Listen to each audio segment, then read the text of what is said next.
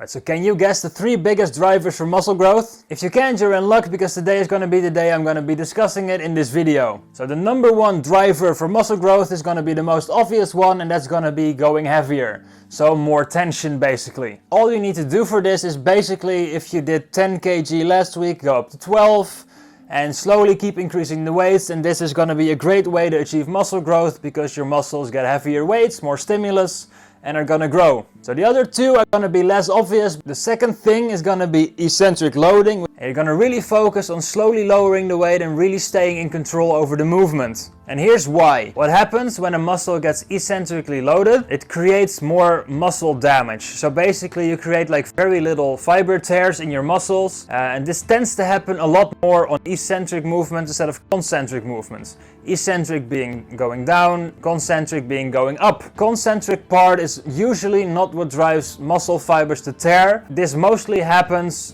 during the eccentric phase.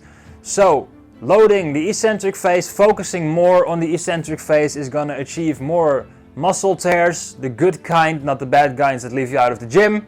And it basically forces it to grow more. So focusing on the eccentric movement, so when you're doing your bicep curls, don't just let it drop down.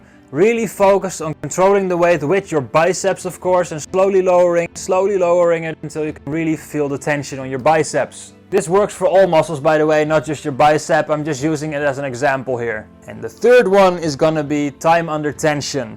This is one of the most underrated things for muscle growth. People tend to focus so much on going heavier that sometimes they just forget the time under tension. So the total amount of time your muscle is being placed under a certain load is also a very important factor for driving muscle growth. Because think about it, is it possible for you to progress and go heavier every single week? No, probably not. Is it possible for you to basically lower the weight just a little bit, maybe one second a rep, which means you're gonna get like 12 extra seconds under tension each single set?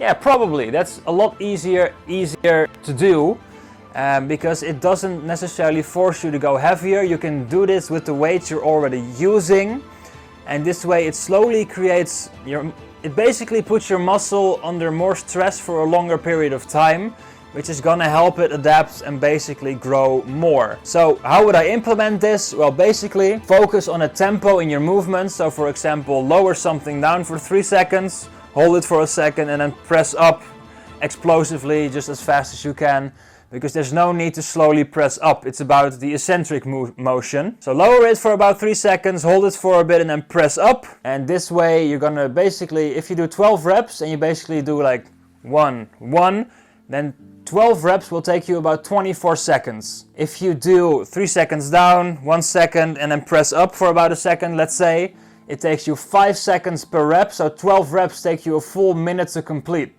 So it basically automatically improves your time under tension by 36 seconds per set if you're doing it this way.